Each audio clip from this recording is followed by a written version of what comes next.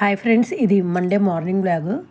Monday మాఘమాసం first రోజు అయితే ఇలా అలంకరించారు, బయట ఇలా అలంకరించారు.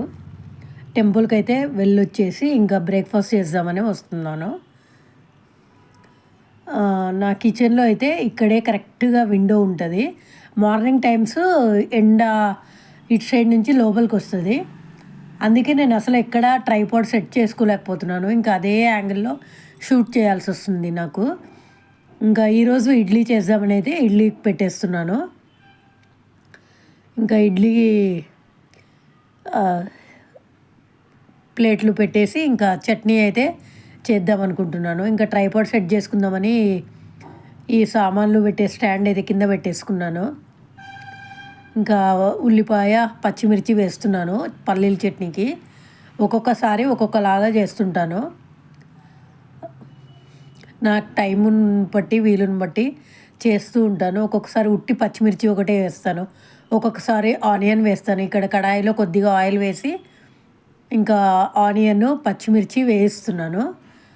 ఇలాంటి సింపుల్ రెసిపీస్, సింపుల్ వ్లాగ్స్ కోసం అయితే నా ఛానల్ చెక్ చేసేయండి. ఇవి లైట్గా వేగాక వేయించుకున్న పల్లీల్లో ఈ ఆనియన్స్, పచ్చిమిర్చి, కొద్దిగా సాల్ట్, కొద్దిగా షుగరు వేసి గ్రైండ్ చేసేస్తాను.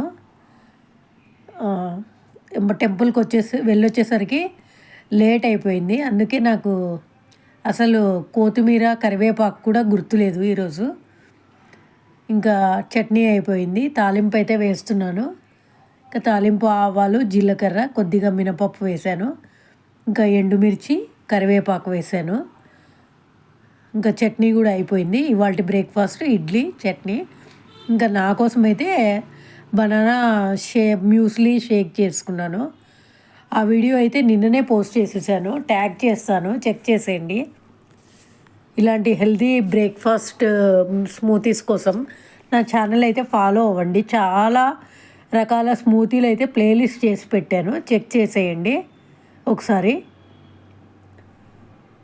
ఇలాంటి స్మూతీస్ అయితే ఫిల్లింగ్గా ఉంటుంది. మనము ఈజీగా వెయిట్ లాస్లో కూడా హెల్ప్ అవుతుంది.